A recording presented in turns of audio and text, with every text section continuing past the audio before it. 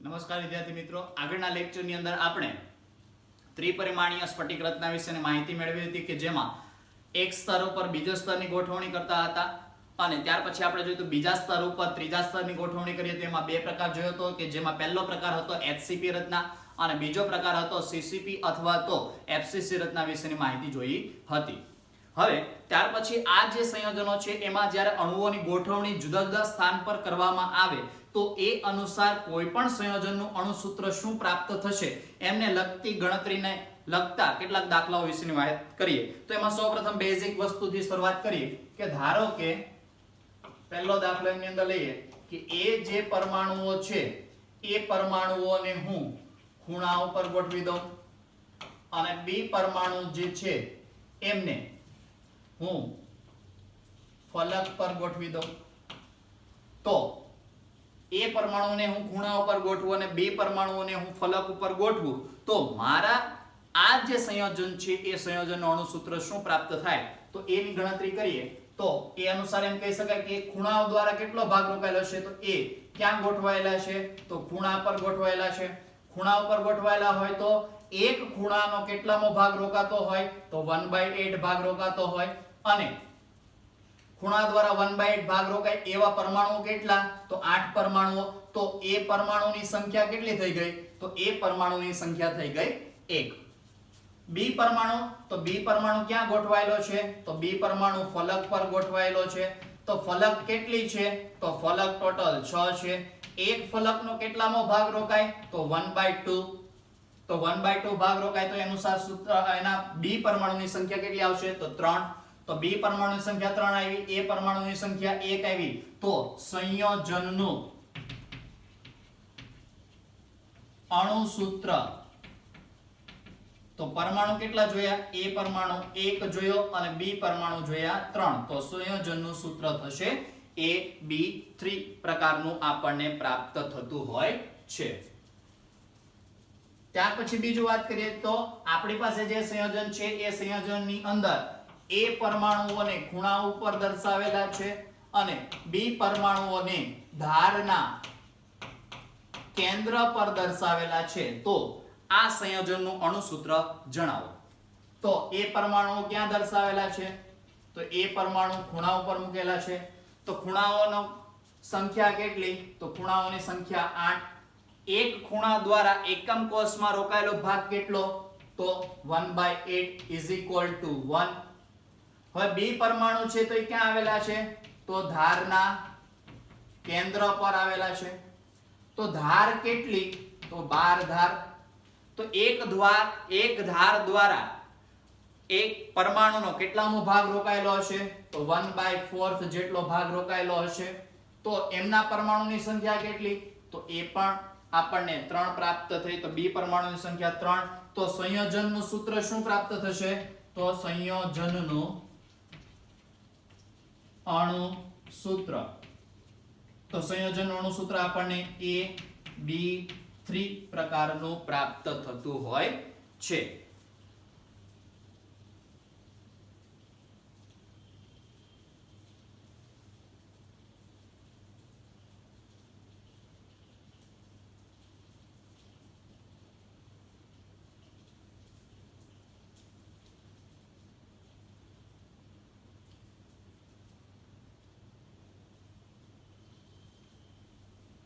ત્યાર પછી ત્રીજો દાખલો લઈએ એમની અંદર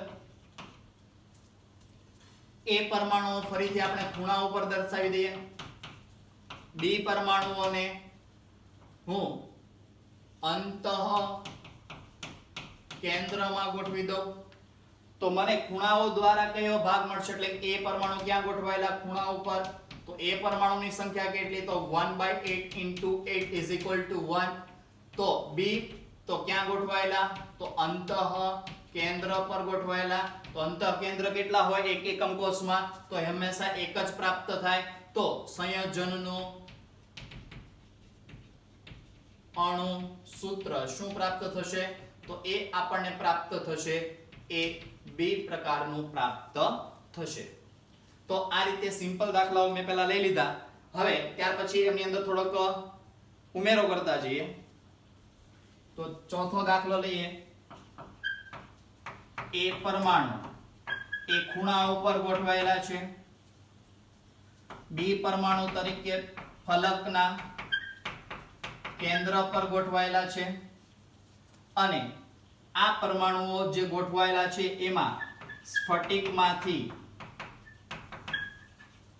એક પરમાણુ ખૂણા પરથી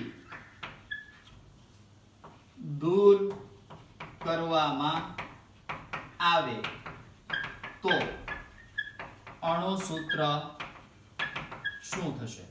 ચાલો તો પહેલા તો વાત કરી દઈએ તો ખૂણા કેટલા 8 ખૂણાઓ હોય તો 1/8 * 8 = 1 પરમાણુ એ પરમાણુનો થશે. બી ક્યાં આવેલો હોય તો ફલકના કેન્દ્રમાં, તો ફલકના કેન્દ્રમાં આવેલો હોય તો આપણને 3 પરમાણુ પ્રાપ્ત થશે. પણ અહીંયા એવું કીધું કે સ્ફટિકમાં એક પરમાણુ ખૂણા પરથી, એટલે એક ખૂણા પરથી એ દૂર થઈ ગયો તો આપણી પાસે હવે એ પરમાણુની સંખ્યા કેટલી મળશે? તો 1/8 ભાગ તો રોકતો જ હતો પણ એક ભાગ જે 8 ખૂણાઓ હતા એ 8 ખૂણાઓ પૈકી એક પરમાણુ ખૂણા ઉપરથી દૂર થઈ ગયો, એટલે એક ખૂણા ઉપરથી પરમાણુ દૂર થઈ ગયો. તો હવે કેટલા બાકી રહ્યા? તો બાકી રહેલા પરમાણુની સંખ્યા 7, તો = 7/8 થશે. બી પરમાણુની સંખ્યા કેટલી? તો બી પરમાણુ ક્યાં ગોઠવાયેલા? તો ફલકના કેન્દ્રમાં, તો ફલકના કેન્દ્રમાં 1/2 ભાગ રોકાય. એવા કેટલા પરમાણુ? તો 6 પરમાણુ = 3. તો સંયોજનનું અણુસૂત્ર એ 7/8b3 પ્રકારેનું આપણને પ્રાપ્ત થશે. પણ આમને તમે આવી રીતે ન લખી શકો, એટલા માટે આમને લખવું હોય તો આવી રીતે લખી શકો એ 7/8 અને આની ઉપર નીચે 8 વડે ગુણી દો તો આપણને મળશે A7B24. આ પ્રકારેનું આપણને પ્રાપ્ત થશે. તો A7B24 આપણને આ પ્રકારનું સંયોજન પ્રાપ્ત થયું કે જેમનું અણુસૂત્ર A7B24 પ્રકારનું પ્રાપ્ત થશે. હવે એમની અંદર પાંચમો દાખલો લઈ લઈએ કે એ પરમાણુને હું ખૂણા ઉપર દર્શાવ્યા, બી પરમાણુ અંતઃ કેન્દ્રમાં હતો અને સી પરમાણુ જે છે એ ફલક કેન્દ્ર પર હતો અને એક પરમાણુ ફલકના કેન્દ્ર પરથી તેમજ ખૂણા પરથી દૂર કરવામાં આવેલ છે. તો અણુસૂત્ર જણાવો. તો આપણે અહીંયા વાત કરી એ પરમાણુ ખૂણા પર, બી અંતઃ કેન્દ્ર પર, સી ફલક કેન્દ્ર પર અને એમાં એક પરમાણુ ફલકના કેન્દ્ર પરથી તેમજ ખૂણા પરથી દૂર કરવા, એટલે બંને જગ્યાએથી આપણે હવે પરમાણુને દૂર કરીએ છીએ. તો એ અનુસાર સૂત્ર શું થશે? તો એ પરમાણુ પહેલા ખૂણા કેટલા હતા? તો 1/8 જેટલો ભાગ રોકતો હતો તો એવા 8 ખૂણા હતા, એમાંથી એક ખૂણા ઉપરથી દૂર કરી દીધો એટલે 7. તો આપણને સંયોજન મળ્યું અહીંયા 7/8 એ પરમાણુના મળ્યા. બી પરમાણુની વાત કરીએ તો બી પરમાણુ હંમેશા અંતઃ કેન્દ્ર તો એક જ આવશે. સી પરમાણુ તો એમનો 1/2 ભાગ રોકાય ને એવા પરમાણુ કેટલા? 6. પણ ફલક કેન્દ્રમાંથી એક પરમાણુ દૂર કરી દીધું તો વધ્યા કેટલા? તો 5. તો એનું સૂત્ર પ્રાપ્ત થઈ ગયું 5/2. તો હવે આ સંયોજનનું અણુસૂત્ર A7/8 B C 5/2 આ પ્રકારનું પ્રાપ્ત થાય. પણ અહીંયા નીચે 8 કરવા માટે ઉપર 4 વડે ગુણો, નીચે 4 વડે ગુણો એટલે છેદમાં 8 થઈ જશે અને બી પરમાણુને 8 વડે ગુણવું પડશે. તો લસા બધાનો 8 સરખો કરી દો તો એ અનુસાર સૂત્ર A7B8C 20 આ રીતનું આપણને સંયોજનનું સૂત્ર પ્રાપ્ત થશે. અને નીચે છેદમાં 8 આવે છે તો 1/8 ને બધાને સામાન્ય કાઢી લ્યો તો આપણને સંયોજનનું સૂત્ર A7B8C20 આપણને પ્રાપ્ત થશે. ઉપર 4 વડે ગુણ્યું, નીચે 4 વડે ગુણ્યું એટલે છેદમાં 8 થઈ ગયા. ઉપર 8 વડે, નીચે 8 વડે ગુણ્યું અને બધામાંથી 1/8 સામાન્ય કાઢી નાખ્યું એટલે A7B8C20 પ્રાપ્ત થયું. અહીંયા પણ એ જ રીતે કર્યું કે ઉપર 8 વડે ગુણ્યું, નીચે 8 વડે ગુણ્યું તો ઉપર 8 તરી 24 અને 1/8 ને સામાન્ય કાઢી લીધા. તો એ અનુસાર સૂત્ર આપણને આમની અંદર A7B24 અને આમની અંદર A7B8C20 આપણને પ્રાપ્ત થયું. તો દાખલા આ રીતના તમને પૂછાતા હોય છે તો આ દાખલા લખી નાખો, ત્યાર પછી આગળ વાત કરીએ આપણે.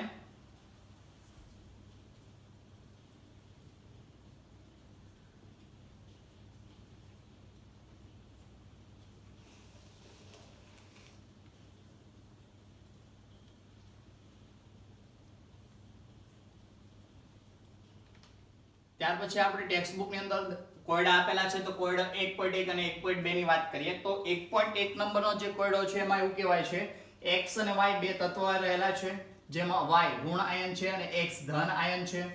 y ના પરમાણુઓ CCP રચના બનાવે. મેં તમને આગળ પણ કીધું હતું કે ધન આયન અને ઋણ આયન હોય તો એમાં હંમેશા ઋણ આયન સ્ફટિકની રચના કરતો હોય છે, અને એ સ્ફટિકની રચનામાં જે છિદ્ર રચાય એ છિદ્રની અંદર ધન આયન ગોઠવાતો હોય છે. તો અહીં આપણે એમ કીધું કે y પરમાણુઓ જે છે y તત્વ એ ઋણ આયન છે, એ CCP રચના બનાવે છે, x ધન આયન છે અને બધા જ અષ્ટફલકીય છિદ્રને x ભરી દેતું હોય. તો સંયોજનનું સૂત્ર જણાવો.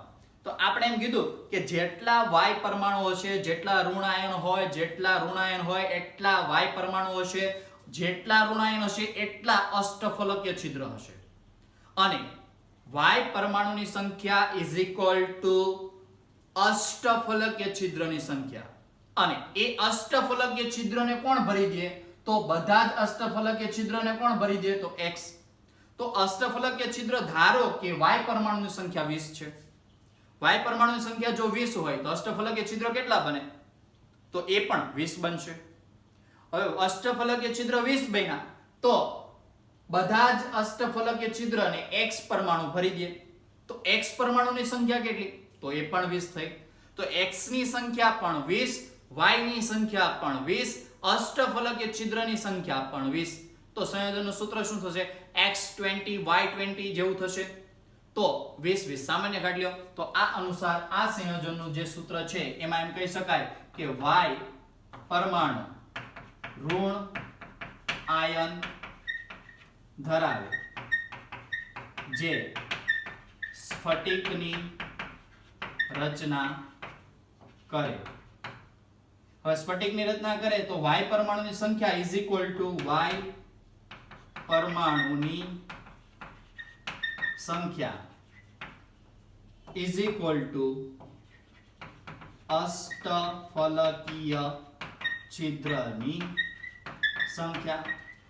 તો અષ્ટફલકીય છિદ્ર જેટલા હશે એટલા તો એ બધા x ભરી દે છે, તો ઇઝ ઇક્વલ ટુ x પરમાણુની સંખ્યા. તો x પરમાણુ અને y પરમાણુની બંનેની સંખ્યા સમાન થઈ જશે. તો સંયોજનનું અણુસૂત્ર xy પ્રાપ્ત થશે. એટલે કે આપણને x જેમ y જે છે ઇઝ ઇક્વલ ટુ 1 જેમ 1 આપણને પ્રાપ્ત થતું હોય છે. તો આ પ્રકાર અનુસાર આ સંયોજનનું અણુસૂત્ર આપણને 1 જેમ 1 પ્રાપ્ત થશે. અહીંયા એમ કીધું કે b પરમાણુ HCP લેટિસ રચે. એટલે આનો અર્થ શું થયો કે b પરમાણુ ઇઝ ઇક્વલ ટુ ઋણ આયન, અને ઋણ આયનની સંખ્યા ધારો કે હું n લઈ લઉં. તો ઋણ આયનની સંખ્યા n હોય તો n બરાબર તો આપણે સીધું લખી શકીએ કે અષ્ટફલકીય છિદ્ર. હવે ઋણ આયનની સંખ્યા n હોય તો n બરાબર અષ્ટફલકીય છિદ્ર, તો અષ્ટફલકીય છિદ્રની સંખ્યા પણ n થઈ ગઈ.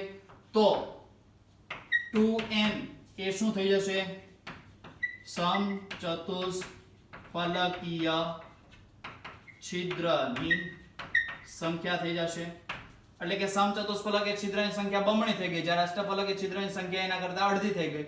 હવે અહીંયા એવું કીધું a ના પરમાણુ સમચતુષ્ફલકીય છિદ્રનો 2/3 ભાગ રોકે છે. તો સમચતુષ્ફલકીય છિદ્ર તો એ સમચતુષ્ફલકીય છિદ્રની સંખ્યા તો બમણી છે અષ્ટફલકીય છિદ્ર કરતા. તો અહીંયા લખી શકીએ પહેલા તો octahedral void is equal to 2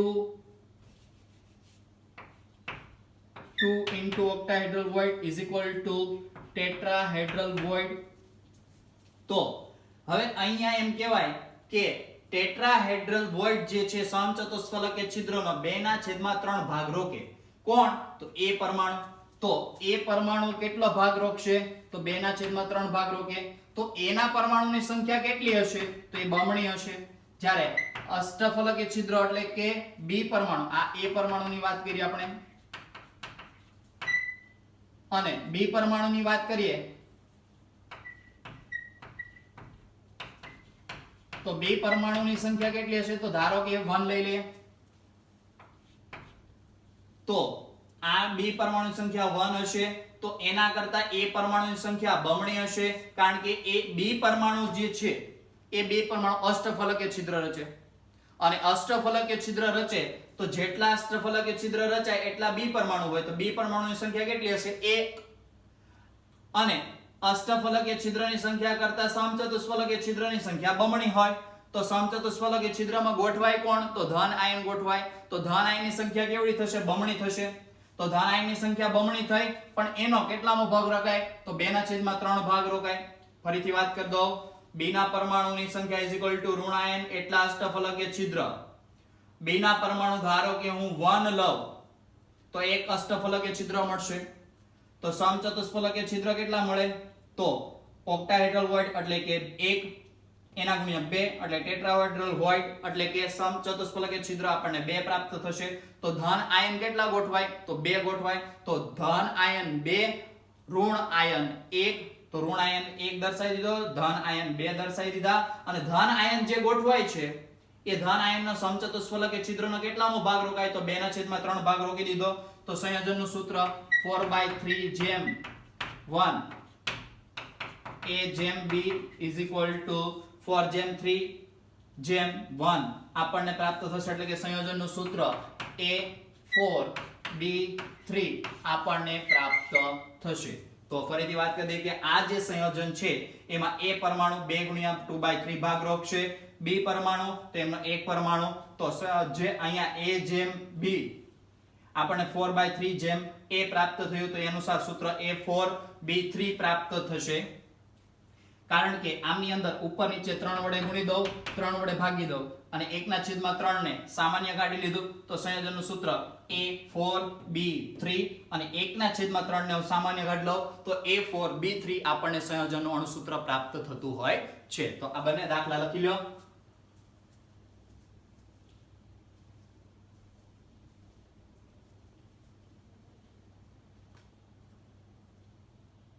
ત્યાર પછી વાત કરીએ આપણે કે ચતુષ્ફલકીય અને અષ્ટફલકીય છિદ્રોના સ્થાન એકમ કોષની અંદર કઈ રીતે આવેલા હશે તો એમના વિશેની માહિતી જોઈએ. તો આપણી પાસે આ રીતનો એક સમઘન છે. એ સમઘનની અંદર જોવા જઈએ તો આવી રીતના બ્લુ કલરના જે દર્શાવેલા છે એવા 8 આપણને એકમ કોષ પ્રાપ્ત થતા હોય છે. તો એમની અંદર આપણી પાસે આ એક એકમ કોષ, આ બીજો થઈ ગયો, આ ત્રીજો, આ ચોથો, પાંચમો, છઠ્ઠો, સાતમો અને આઠમો.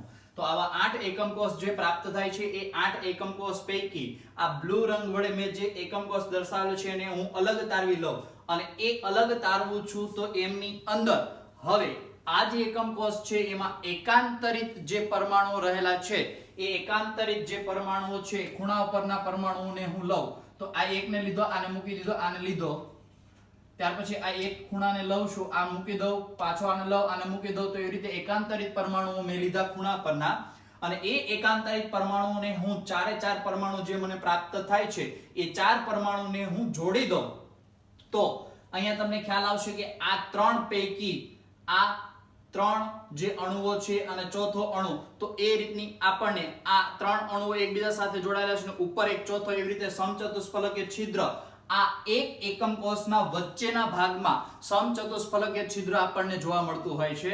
આપણે ઉદાહરણ તરીકે લઈએ તો ધારો કે આપણો આ ક્લાસ હોય તો આ ક્લાસની અંદર જો હું આ બાજુનો ખૂણો લઉં તો આ બાજુનો ખૂણો લેવાનો રહેશે નહીં, આ બાજુનો ખૂણો લેવાનો રહેશે, આ બાજુનો ખૂણો લેવાનો રહેશે નહીં. એટલે આ સામસામેના ખૂણા હું જો ઉપરના લઉં તો નીચે મારે આ ખૂણા લેવાના રહેશે. તો એ 4 ને હું જોડી દઉં અને એના દ્વારા જે વચ્ચે જે ભાગ રચાય એ ભાગને સમચતુષ્ફલકીય છિદ્ર તરીકે આપણે ઓળખતા હોઈએ છીએ. તો આ જે સમચતુષ્ફલકીય છિદ્ર મળ્યું તો આ એકમ કોષ આખો સમઘન હતો એમાં એક એકમ કોષની અંદર જો એક સમચતુષ્ફલકીય છિદ્ર જોવા મળતું હોય તો એવા 8 એકમ કોષ આપણી પાસે છે. તો 8 એકમ કોષમાં જોવા મળતા સમચતુષ્ફલકીય છિદ્ર બરાબર એટલે 8 એકમ કોષમાં એટલે એક એકમ કોષમાં એક સમચતુષ્ફલકીય છિદ્ર જોવાય તો 8 એકમ કોષમાં 8 સમચતુષ્ફલકીય છિદ્ર આપણને ઉદ્ભવતા જોવા મળતા હોય છે. ફરીથી વાત કરી દઈએ તો આપણી પાસે સમઘન હતો, એ સમઘનને વિભાજન કરીએ તો 8 નાના નાના એકમ કોષની અંદર વિભાજન થાય. એમાં એક એકમ કોષની આકૃતિ અહીંયા દર્શાવી દીધી કે જેમાં આપણે એક નહીં એક ખૂણાનો આપણે ઉપયોગ કરીશું. એક ખૂણો લઈએ તો એક ખૂણાને છોડી દઈએ, બીજો ખૂણો લઈએ પાછો આ ખૂણાને છોડી દઈએ. તો એ રીતે નીચે પણ તો આ જે ચાર ખૂણાઓ આપણને પ્રાપ્ત થાય એ ચારે ચાર ખૂણાને તમે જોડી દો તો એકમ કોષની વચ્ચેના ભાગમાં જે છિદ્ર આપણને જોવા મળે એ છિદ્રને અષ્ટફલકીય છિદ્ર તરીકે ઓળખીએ છીએ. તો આની આકૃતિ દોરવા જોઈએ તો અષ્ટફલકીય છિદ્રની આકૃતિ કઈ આપણને આ પ્રમાણેની જોવા મળશે.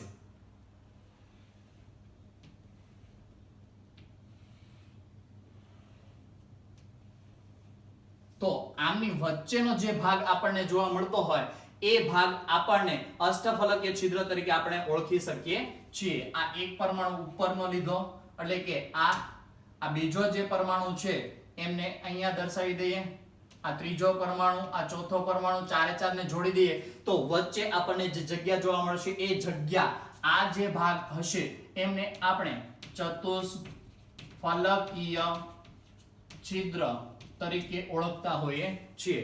તો આવા 8 એકમ કોષ આપણી પાસે હોય તો 8 એકમ કોષની અંદર આપણને 8 સમચતુષ્ફલકીય છિદ્ર પ્રાપ્ત થતા હોય છે. તો આ થઈ ગઈ ચતુષ્ફલકીય છિદ્રોના સ્થાન વિશેની માહિતી.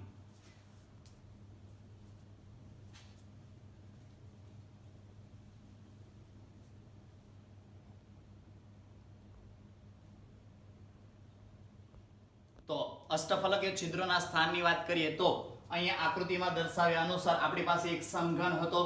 આ સમઘનના ઉપરનો જે ભાગ છે, ઉપરની જે ફલક છે, આમ જોવા જઈએ તો બધી ફલકની જ વાત કરી દઉં હું તો ઉપરની ફલક, નીચેની ફલક, ડાબી બાજુની ફલક, જમણી બાજુની ફલક, આગળની ફલક અને પાછળની ફલક. તો આ બધી ફલકોના જો કેન્દ્રને તમે જોડી દો તો આ કેન્દ્રના બધાને જોડતા સમઘનના મધ્ય ભાગમાં એક આપણને છિદ્ર જોવા મળતું હોય છે અને એ પ્રકારનું જે છિદ્ર જોવા મળે એમને આપણે અષ્ટફલકીય છિદ્ર તરીકે ઓળખતા હોઈએ છીએ. તો આખો જે સમઘન હોય એ સમઘનના અંતઃ કેન્દ્રમાં એક આપણને અષ્ટફલકીય છિદ્ર જોવા મળતું હોય છે. ત્યાર પછી વાત કરીએ તો આપણી પાસે આ જે રચના હશે એ સીસીપી અથવા તો એફસીસી પ્રકારની સ્ફટિક રચના આપણે લઈ શકીએ. તો આ પ્રકારની સ્ફટિક રચનામાં એક અંતઃ કેન્દ્રમાં આપણને અષ્ટફલકીય છિદ્ર જોવા મળશે. ત્યાર પછી વાત કરીએ તો આ જે આપણી પાસે એક સ્ફટિક છે એ સ્ફટિકના બધા મેં કેન્દ્ર લીધા પણ અહીંયા ખાસ જોવા મળશે તમને 3D ની અંદર વિઝ્યુઅલાઇઝ કરશો તો જ આકૃતિની અંદર ખ્યાલ આવશે કે આ એક સમઘન હતો એ સમઘનનો હું આ ખૂણો અને આ ખૂણો અને એમની સાથે એમનું ફલકનું મધ્ય બિંદુ તો આ બે ખૂણાઓનો સમાવેશ કર્યો અને એક મધ્ય બિંદુનો સમાવેશ કર્યો. આની આગળનો એક સમઘન, આ જે સમઘન છે એની આગળનો સમઘન, આની પાછળનો સમઘન અને એની આ બાજુનો સમઘન. તો ચાર સમઘન વડે અષ્ટફલકીય છિદ્ર રચાતું હોય છે અને આ અષ્ટફલકીય છિદ્ર અહીંયા આપણને જોવા મળતું હોય છે. તો આ પ્રકારનું જે સમઘન આપણને પ્રાપ્ત થયો કે જેમાં ચાર સમઘનનો ઉપયોગ કરી તો એ સમઘનના ઉપયોગ દ્વારા આ ધારના મધ્ય બિંદુ પર આપણને અષ્ટફલકીય છિદ્ર જોવા મળે. પણ આ અષ્ટફલકીય છિદ્ર ક્યારે પૂર્ણ થાય કે જ્યારે ચાર સમઘન એકબીજા સાથે જોડાયેલા હોય અને એ સમઘન જોડાયેલા હોય તો અષ્ટફલકીય છિદ્ર આપણને સંપૂર્ણપણે પ્રાપ્ત થશે. પણ જો આપણે ફક્ત એક જ સમઘનની વાત કરીએ તો આ ધારના મધ્ય બિંદુ પર આપણને અષ્ટફલકીય છિદ્ર રચાતું જોવા મળતું હોય છે. હવે આપણે એમ કીધું કે ચાર જે સમઘન છે એમને ભેગા કરીએ તો એક આખું અષ્ટફલકીય છિદ્ર બને. તો એક સમઘન દ્વારા એ અષ્ટફલકીય છિદ્રનો કેટલો ભાગ રોકાયેલો હશે? તો સ્વાભાવિક છે 1/4 ભાગ રોકાયેલો હશે.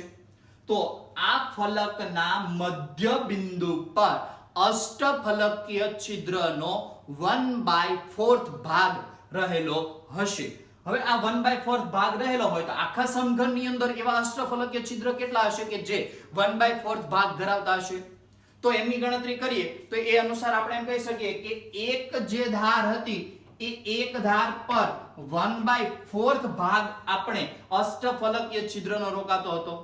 તો એવી ધારની સંખ્યા કેટલી? તો એવી ધાર આખા સમઘનની અંદર આપણને 12 પ્રાપ્ત થશે. તો ઇઝ ઇક્વલ ટુ 3 ઓક્ટાહેડ્રલ વોઇડ એટલે કે અષ્ટફલકીય છિદ્રની સંખ્યા આપણને ધારના કેન્દ્ર પર 3 અષ્ટફલકીય છિદ્ર પ્રાપ્ત થશે અને એક અષ્ટફલકીય છિદ્ર આવી રીતે અંતઃ કેન્દ્ર પર પ્રાપ્ત થશે. એટલે આખા સમઘનની વાત કરીએ તો સમઘનમાં octahedral void is equal to 1 + 3 is equal to 4 પ્રાપ્ત થશે. અને આપણે અગાઉ પણ કીધું હતું જેટલા અષ્ટફલકીય છિદ્ર મળે એના કરતા બમણા સમચતુષ્ફલકીય છિદ્ર પ્રાપ્ત થતા હોય છે. તો આગળની જે આપણે માહિતી હતી ચતુષ્ફલકીય છિદ્રોના સ્થાન, તો એમાં આપણને એક આ એકમ કોષની અંદર એક સમચતુષ્ફલકીય છિદ્ર મળતું હતું. એવા એકમ કોષ 8 હતા એટલે 8 સમચતુષ્ફલકીય છિદ્ર મળતા હતા. તો એના કરતા અડધા અષ્ટફલકીય છિદ્ર મળશે. તો કેટલા? તો એ 4 મળશે. તો 4 કઈ રીતે મળે? તો એક અંતઃ કેન્દ્ર પર આવેલું હશે અને ધારના મધ્ય બિંદુ પર 1/4 ભાગ રોકાયેલો હશે. તો એ કઈ રીતે રોકાયેલો હશે? તો 4 આવા સમઘન ભેગા થાય તો આ અષ્ટફલકીય છિદ્ર રચાતું હોય છે. તો એક